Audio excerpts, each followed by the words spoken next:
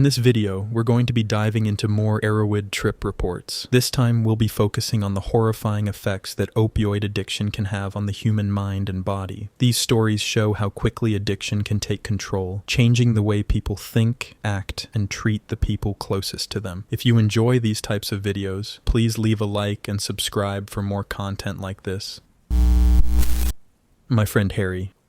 As with most people who end up trying either of these drugs, the basics came first. The type of drug got harder as time went on, or as I tried all the others, or something like that. I must say, though, that I had wanted to try all drugs, even heroin and coke, when I was about 15. Not right then, but at some point in my life. The only anomaly in the normal dope, acid, speed, coke, and smack line came when I stole some morphine and pethidine from my mom at 15. She is a doctor and a friend, and I had some at my then girlfriend's house. She broke up with me the next day, and I was so upset that I smashed all the rest of the ampules. I did not really think about it much again until I was 18. I had a bad trip at 18 that nearly ended very badly. I had taken about 50 to 60 trips before this, but on this night I had been drinking, taking speed, and smoking pot. Then I had half a tab. I flipped out and ended up in a serious self-harm crisis involving a gun store and police. After the hospital, where my dad was still a prominent doctor, I was hauled screaming through casualty. After that, I was at a bit of a loss. I wanted to take drugs with my friends and be cool, but I certainly was not keen on more psychedelics. The answer arrived in the form of morphine. Where I live, there is not much heroin. It is restricted to an older hardcore crowd and very small individual shipments, usually a few grams to an ounce. So the most commonly abused opioid is morphine tablets mixed up and injected. Anyway, my friend, who was dealing a lot of pot, gave me this morph, and I loved it. I thought I had found the answer to the coolness problem too. I never got a habit on morph, but by the time the next year came around, I had used a fair bit. Then I went off to Sydney for university. I had heard that you could buy heroin off the street there, and within about a fortnight, I was off to Cabramatta to buy my first cap of many. I tried it, loved it, and for the next few months, I went out to score a few caps of the Vietnamese every fortnight or so. I really wanted to find a local dealer though. It was a 2 to 3 hour train ride out to Cabra and back, and I knew the nearby suburbs were packed with smack if you knew where to find it. Finally, I did. It came in the form of an old punk couple who lived in a flat at the back of a barely functional store on a basically silent road in a quiet area. I felt a lot better going there to score than dealing with the harshness of buying on the street in Cabra, even if the value was a little less. By the end of that year, when I went home for the holidays, I had not really had a habit. I also had a serious girlfriend and was doing well at university. It is amazing in retrospect how long it took me to really funk up my life. I survived second year, although by the end of the year, I had already had plenty of habits and was deep in the binge and crash cycle. I had survived a few serious ODs, been revived by Narcan and an ambulance once, and my parents knew I was using smack. One night, I had scored a quarter ounce for a friend for $2,100. I made a gram or so for myself, which was a lot at the time. After taking heaps, I woke up after basically passing out and had trouble breathing. I drank some water, started coughing, and went to the sink. I started coughing up blood, then more blood. Then I vomited a lot of digested blood and coughed up more blood. So I called the ambulance and spent a week or so in the hospital. They were not really sure why it happened. It could have been cardiopulmonary edema, meaning fluid on the lungs, or aspiration pneumonia, meaning I had breathed in my own vomit. I left college after second year, which was really the honeymoon period with smack. I did not rip people off. I even made money by doing the occasional big deal. I also did not use enough to have to stop my science degree. I was totally in love with my girlfriend, who used occasionally but was wary of the path I was taking. In third year, the shiz started to happen. I lived with two of my best friends for the first 9 months. I was starting to scam my parents and friends, sell or hawk my stuff, borrow and steal to get dope. I basically got hooked. I moved back to college with my girlfriend in about September and stayed there. I moved in after being given my old dealer's business after he was busted. He asked if I wanted to take it on. Of course I did. I knew my flatmates would not tolerate me dealing, so I worked it so that I was dealing there for one day when I moved back to college. I had about 20 regular customers. I must have been totally crazy to think I would get away with that, as college is a very close community. I only lasted about 3 weeks dealing, as I used too much of my stock myself, so I went from a $100 a day habit to a $500 a day habit with no other gain. The only thing I got was a warning from the head of college that I was a suspected dealer and user. I somehow struggled through a month or so until the end of year party party when my friend Tom came over. I had been best friends with Tom since I was about 7. In the past 2 years, he had moved to Sydney and got work in the computer industry. He and I had used drugs together since each of us started taking anything. Since he earned $40,000 to $60,000 a year, he came around on Fridays and bought enough smack for both of us. Well, this Friday, I had already had 2 $50 caps and was just feeling okay enough to go to the party. Tom called me, so I told him to come over. These parties involved heaps of kegs of beer and the whole college basically running amok. So we started drinking, then hooked up with the man, because by now I had delivery connections and bought a $0.25 gram. We had also dropped and injected a few Valium each. We drank a shizload after having a hit of some of the smack. A lot later, while still drinking continuously, we stopped by to have the rest of the smack. We were feeling fine, partying on, and talking the sort of crap to each other that only a 15-year friendship brings. We had the dope,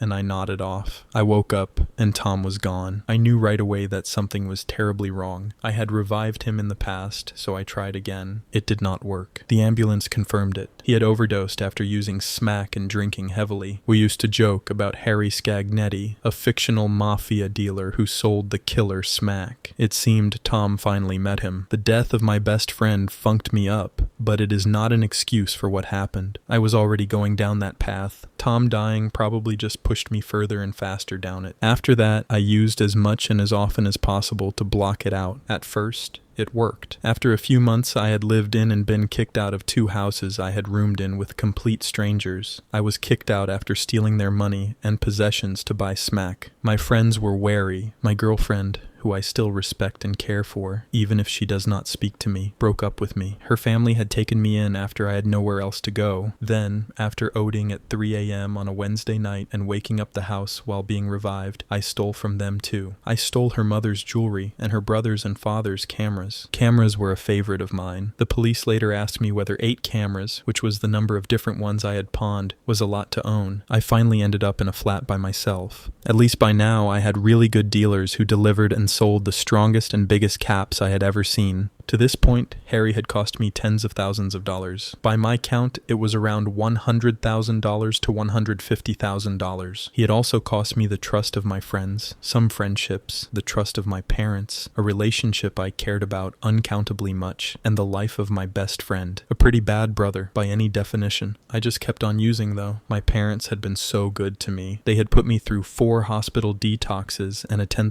6-week detox in Melbourne. I had forged checks worth about $10,000. I had even rung their bank manager and convinced him to transfer thousands to my account while pretending to be my father. Being doctors, they were on the ball with medical knowledge too. Although my dad put it well when he said he now knew more about heroin than he ever wanted to, they took me home again in a 3rd attempt to get me started on naltrexone, the opioid antagonist and blocker that had emerged as a wonder cure again. You take it and you cannot get high. That is true. It feels like you are shooting water, which is very frustrating. The trouble is, it lowers your tolerance back to how it was before you ever tried smack. They sent me back to Sydney after 1 week of my Easter break, although I had not been to university for months. I scored on the way back from the airport. About a week later, I had taken some Seropax to help me sleep while on the naltrexone because it gave me jitters. Horrible stuff, really. Then I had a hit of smack. I woke up on the floor where I had slid from the bed 3 to 6 hours earlier. I could not move my left leg. I thought it was just pins and needles, but I really could not move it. It started to hurt badly. I had to get the ambulance workers to bring the police and knock the door open to get me. I had been lying in an awkward position against the bed for 3 to 6 hours. The pressure had badly damaged my leg. My muscles had started to die. My kidneys were starting to fail, and I was in serious danger. After 6 weeks in the hospital, most of which was just a haze of pain, I could walk again. 5 years later, I am home and on methadone, but almost ready to get off. I have left out the 6 months of smack and coke use that came after the hospital, where they convinced me to get on the methadone program. Shooting coke cut through methadone, but in 6 months I was deeper into coke than I had been after 5 years of smack. I got myself a 6-month suspended sentence and 3 years of probation as well. But that is another story. Why I am still alive, I do not know. Only God knows, if you prefer. I cannot say I would never take those drugs if I had the time again, but I would do anything to bring Tom back. Only I cannot. I am now addicted addicted to methadone and about 30 kilograms overweight. I have no girlfriend and no best friend. I have counseling with my doctor every week. Out of the 30 or so people I saw in legitimate attempts to end my drug addiction, he is the best. I finished my science degree. I am still alive, but it has been a big price for the time I spent with Harry.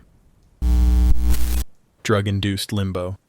Apathy has been an unwelcome presence in my adulthood. Undoubtedly, it has been a huge factor in my addiction. It gives me an overwhelmingly passive attitude toward life, almost as though my life is on cruise control, and I have no intention of switching back anytime soon. Plenty of addicts know the feeling all too well. In fact, it is exactly why addicts often have no problem exploiting, conning, stealing from, or abusing their closest friends and family, as long as they get their fix in the end. It is an essential part of the quintessential junkie persona. It is a persona that undermines and sometimes destroys important relationships, standards, and morals that someone may have spent their entire life developing. It is amazing how fast personalities change when drugs get involved. Heck, who does not know all about that shiz? That is the problem with the public opinion of drugs. Everyone knows that drug addictions can ruin lives. In fact, the public expects them to.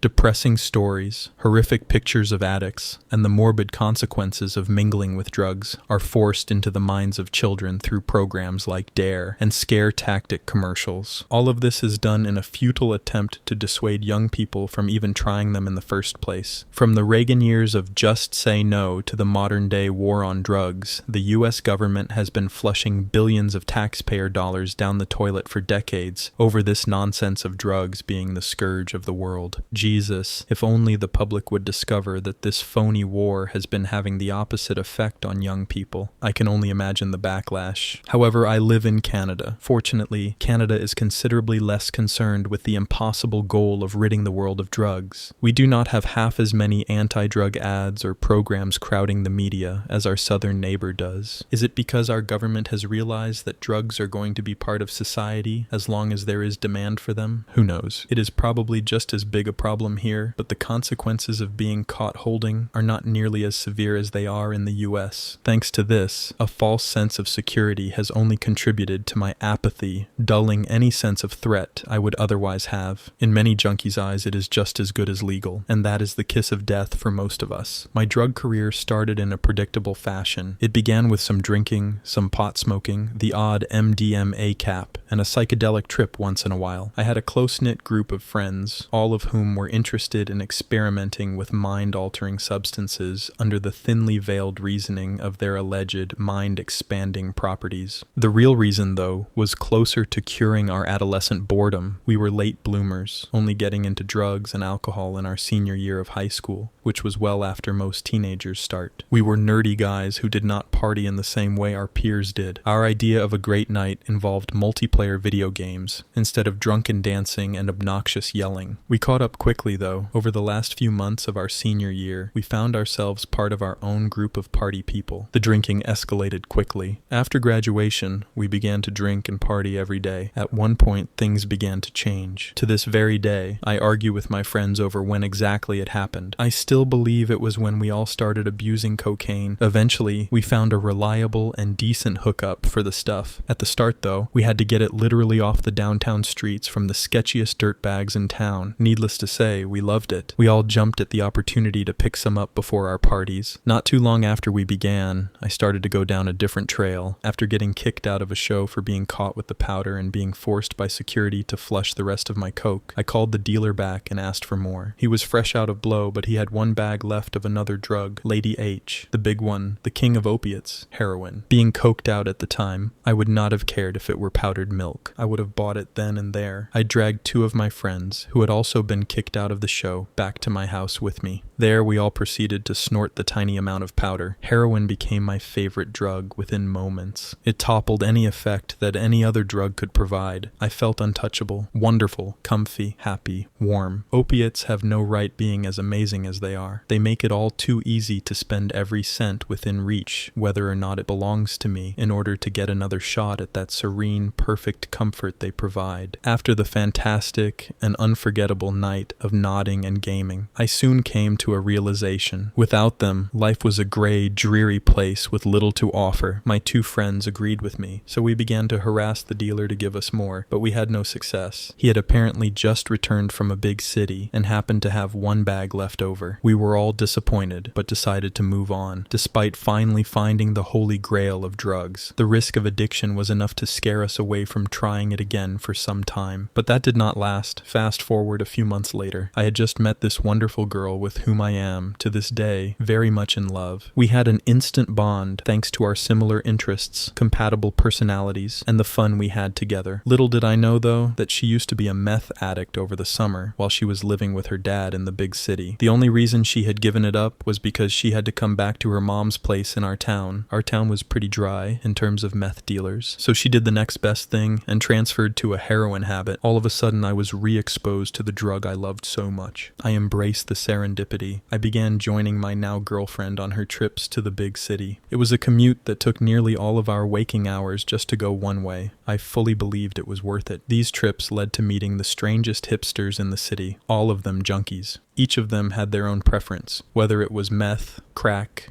heroin, or just regular old booze. The difference between them and me was, thankfully, my abstinence from injecting. A good majority of these junkie hipsters had no issues with injecting or sharing used needles. They were persistent in trying to have my girlfriend and me join them. I am so glad I never fell that far into my addiction. But needless to say, I was not limited to doing smack during that time. Time passed, and I grew weary of the long travel times, so I began to search for local dealers. It was surprisingly difficult. More than a few times, I was ripped off because of my inexperience dealing with the sketchy characters involved in the drug game. This all changed when I began to hang out with a new guy in town, a friend of mine named B. He was a smooth operator. He was able to talk up all the seedy, crooked, scamming scumbags in our town, and always got results. Things greatly improved during one summer when B was able to get the number of some people he met over the internet. They claimed they could get top quality dope for cheap. B, my girlfriend, and I were instantly sold. The two fellows who ran this operation were not dealers. They were merely junkies with good hookups. We gave them money, and they bought huge amounts with it from their excellent dealers. Then they gave us our share at $20 a point, which is around 100 milligrams. We were not getting ripped off half as badly as we were on the streets. So the three of us stuck around. God, these people were funked. Hailing from South Africa, they had funny accents, were endlessly stupid, and hit on any woman within 20 feet of them. Still, they gave us dope. They were the closest thing to reliable we had experienced so far in our drug odyssey, so we reluctantly stuck around. Tensions built as the months progressed. The three of us, plus many other friends of ours who started picking up from these guys, became less and less happy with how much the guys profited from us and took advantage of us. We made repeated attempts to move on, but our lack of connections made it impossible. They knew that too. My girlfriend and I also drifted from B over time. He had a fair share of emotional problems and personality quirks, which made it difficult to get along with him. We often found him unbearable to be around. Things were worsening because of his long-distance girlfriend in Japan and their constant fighting. It was getting to him in an unpleasantly obvious fashion, to the point where everyone around him suffered. His bad attitude left him lonely and mentally circling the drain. Being kicked out of his hotel room and becoming genuinely homeless only made things exponentially worse. Nobody saw B for a few days at the end of summer. We all wondered what had happened. A friend of mine was the last person to see him. She had kicked him out of her house for attempting to shoot up H in her bathroom. Little did she, or anyone else, know that this would be the last time anyone saw B. B died a few days after that. The police found him in a park. I found out one day when I got a long-distance call from his girlfriend in Japan. She was hysterical and in tears, desperately asking me if I knew anything about what had happened. I told her the truth about how little I knew regarding his last few days. To this day, I am still unsure what kind of effect his death had on me. I was told he died of an overdose, but our dealers claimed they had not gotten him any heroin recently. It was a really surreal time in my life. B was, in spite of everything, a good friend to my girlfriend and me. We all had a lot of fun in the short time we spent together. The death of a friend was not enough to shock me into getting clean, sadly. My girlfriend and I continued to use, diving deeper into our addictions. Another huge step happened sometime later that year. One guy we introduced to our dealers managed to get the number of one of the real dealers. Then he passed the information on to us. That was truly the nail in our addiction coffins. Instead of trekking out into the world to get our fix, we could now call a number and wait in the comfort of our homes for the dealer to come to us. My girl and I were so excited. Funnily enough, that was also the last time we hung out with the fellow who gave us the number. He is now in jail for breaking into stores and stealing to fund his intense habit. I cannot help but feel partially responsible because I introduced him to our previous dealers. It appeared as though I was screwing up the lives of everyone I got involved with, especially my own. With my new dealer, I was finally getting all the heroin I paid for. That meant more heroin for me, which in turn boosted my tolerance. And with my higher tolerance, I needed even more dope to satisfy me. When I found myself broke and without any of the drug, the withdrawals I suffered through were the worst of my life so far. All of a sudden, I required way more money to feed both my heroin addiction and my brand new crack addiction. This dealer sold crack as well. After first trying it at my old dealer's place, I discovered how perfectly it complemented a good heroin high. I needed a small fortune whenever I wanted both drugs, which was all the time. Bad news. I started to do conniving, horrible things I never imagined I would end up doing. I stole my parents' bank cards to withdraw large amounts. I sold textbooks I needed for my college classes. I begged for money every other day. I stole directly from my senile grandmother. I sold all my valuables. It was cliched indeed, but that is the reality of harder addictions. My debts began to build with my bank account thanks to depositing blank envelopes. The depression that plagued my early adulthood became deeper the further I fell into the junkie lifestyle. Between my fellow junkie girlfriend, my friends who were occasional users, and a dealer who did not mind fronting, I was too deep in it. Somehow, though, I made it all work for quite some time. I managed to hide it from my parents as well, for better or worse. One day,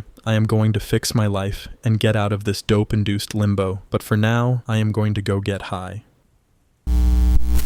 That's going to do it for today's video. These stories are a brutal reminder of how addiction can slowly take over someone's life, affecting not only their mind and body, but everyone around them. Let me know in the comments what you thought of these reports, and if you want me to cover more stories like this in the future. If you enjoyed the video, make sure to leave a like and subscribe for more content like this. Also, check out the videos on screen if you want to keep watching.